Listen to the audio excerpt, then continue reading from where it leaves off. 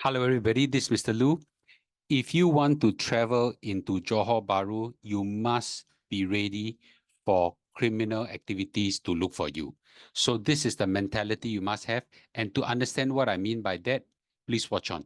Recently, there's quite a few Singaporean car windows has been smashed in JB, and their things got theft away. And these news articles are coming out, and I think it's important for me to address them. So really, we want to draw a conclusion. What should we do about all these risks that we are facing? And this video is going to be very controversial all the way to the end. So please watch on. Let's watch what these news are, shall we, on car thefts.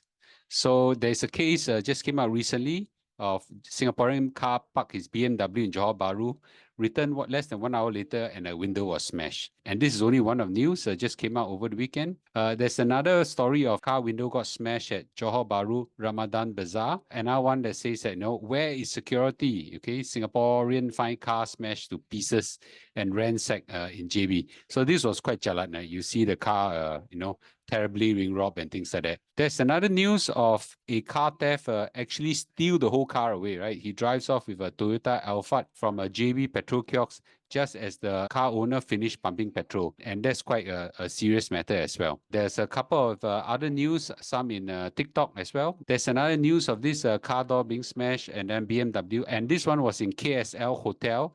And he parked his car in KSL Hotel. I think it's a Citroen, not a BMW.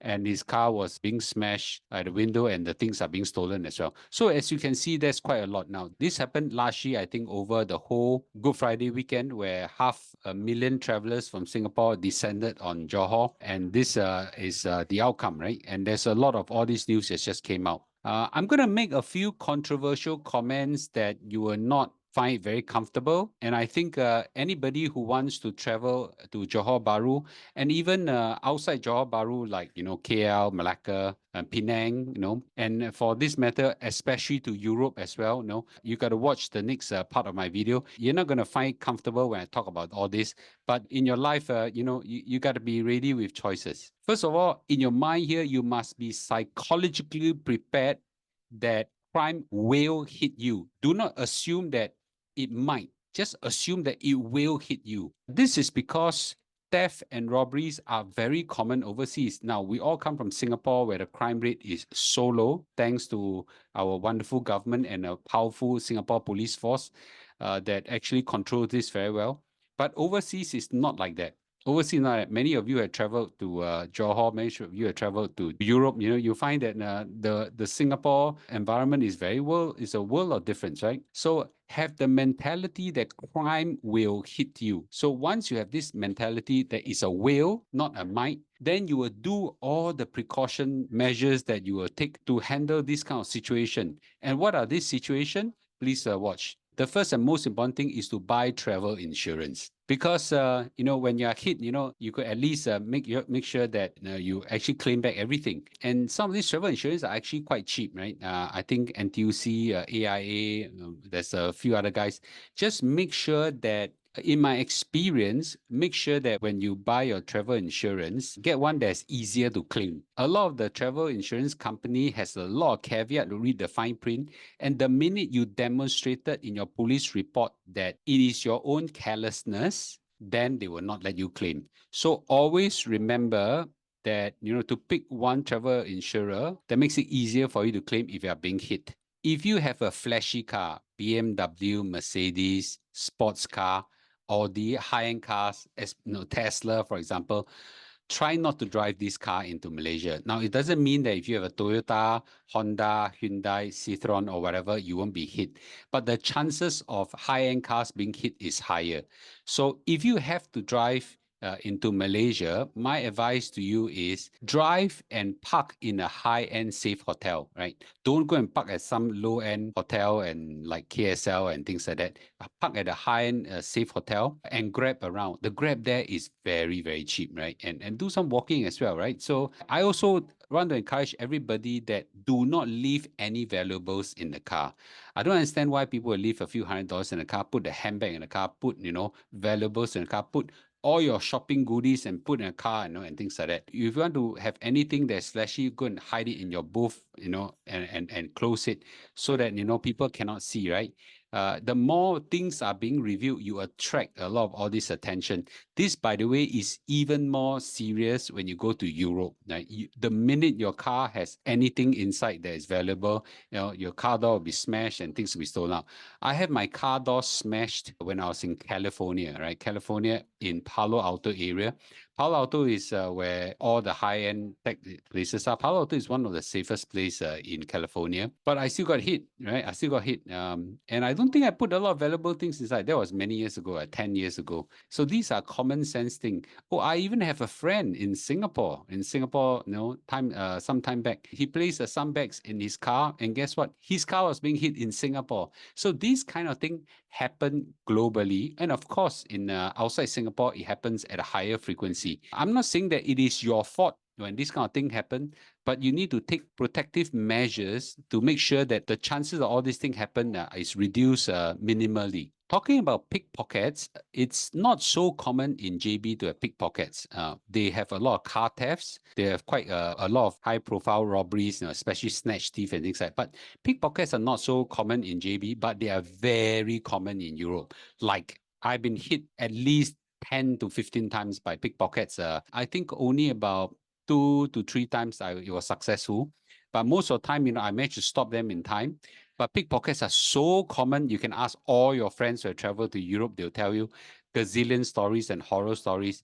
So these are my advice. Whether is it in Europe or in JB, put all your valuables deep in your pocket, okay? Especially your mobile phones and your wallets, right? Deep in your pocket, especially for the men. For the men, there's no reason why you should carry a man's bag around. Don't carry any man's bag around. For the ladies, I know you have to carry a handbag around for most of the case.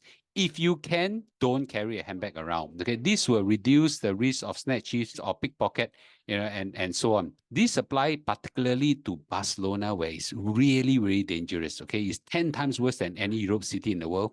In Barcelona, I do not carry anything around. My wife doesn't carry anything around when we're in the street. Where 1 or 2 times we actually see pickpockets coming towards us and make a dramatic U-turn, then we realize that we got nothing for them to steal. So the best way to stop pickpockets from coming to you is to have nothing for them to steal. So this principle would be great if you can apply this kind of thing as a philosophy to JB and also to the rest of the world. I don't like to say this, but in a rare event when there's a robbery, now robbery is not that common globally, okay? It does happen, but it's not that common globally.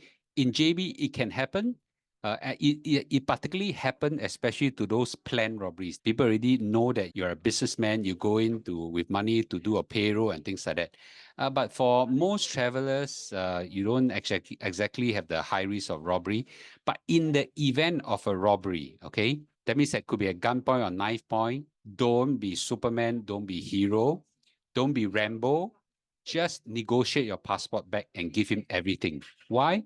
Because you bought your travel insurance, you can claim back everything. And in the case of your passport is the one that is more complicated. In the event if they want the passport, also give it to them because that can be easily be settled. But if you can negotiate a passport back, give them everything. They want a car, give it to them because you are fully insured by a car. Your travel insurance is fully insured of all your valuables. So there's no need to fight back. Just give them everything. You save your life and just get back everything. So there's no need to become a Rambo and fight back. Okay. Now in Singapore, nobody thought of that. But when you're in overseas, you must be psychologically prepared that such a thing can happen. And when it happens, you know what to do. Now, chances of that happening is low, but it's not no. In that sense, I've never been hit by a robbery before, but I know of people who have been hit by robbery across the world. And those people who get hurt are always the people who try to be Rambo and fight back. The next point I'm going to talk about is going to disappoint you and dishearten you tremendously, but this is the truth.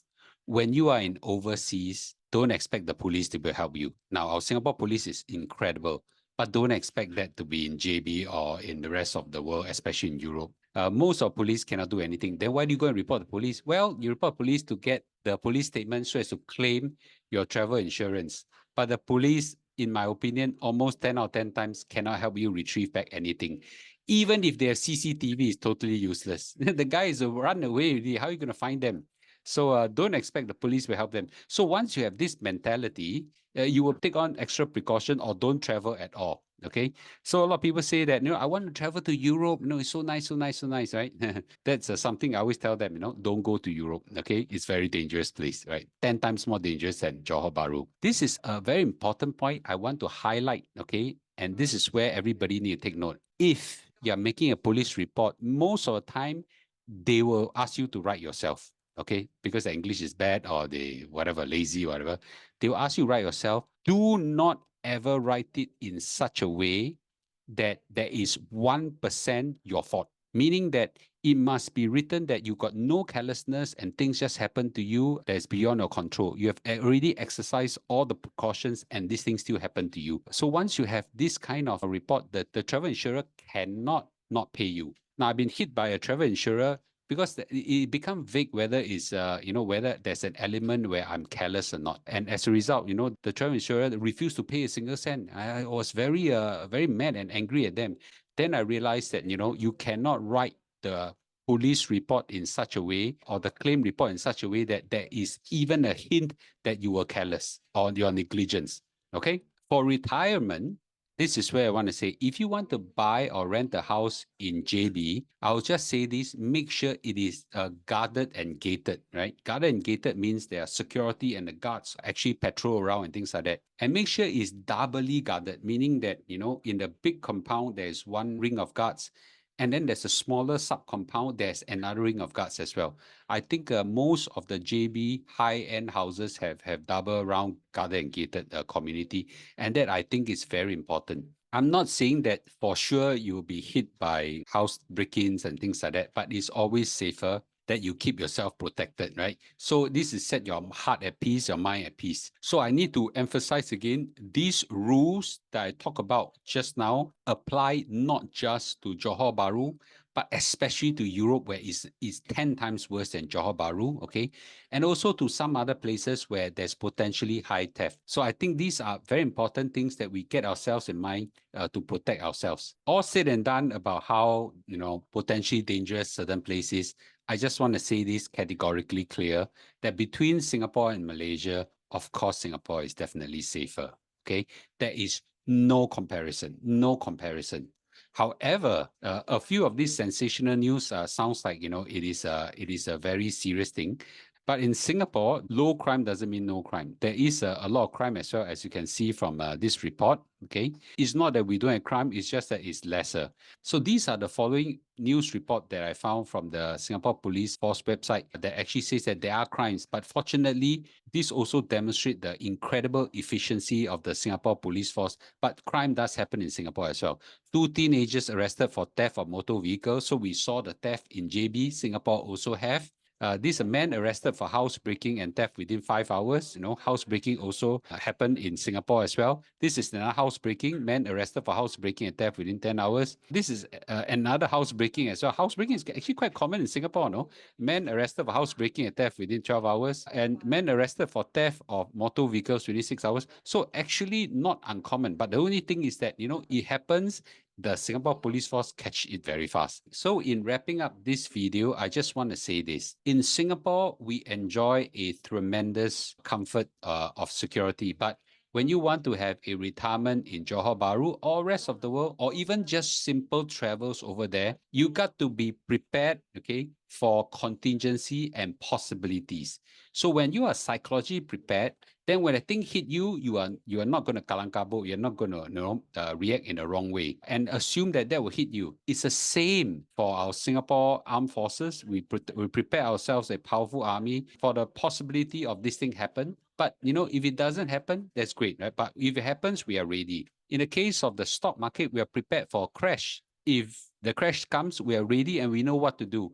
In the same philosophy, we must got to be prepared with the case of possible crime hitting you in Malaysia or the rest of the world. I consider Johor Bahru, however, unsafe because of the news publications. I think it's a hell lot more safer than most of my other travel destinations. So I feel comfortable saying that. You may not, so don't retire there if you don't feel comfortable. In conclusion, almost against the rest of the world, Singapore is surely safer. There is no dispute against that. But you just got to pay this safety with a high price tag. In short, safety in Singapore is great, but you pay it with a high price tag. And for those people who can afford to take on some risk, okay, or some discomfort, you know, there are other choices elsewhere, but that's purely up to you. I'm not telling you to retire overseas. I'm telling you, I want to consider this in 20 years' time, and I've already taken those options and measures. But for you, you decide where you want to go, okay? So with this, thank you for watching. Always remember to like, subscribe, and join our Telegram channel, where there's a lot of financial education that's given. And I'll see you in a day or two. Goodbye.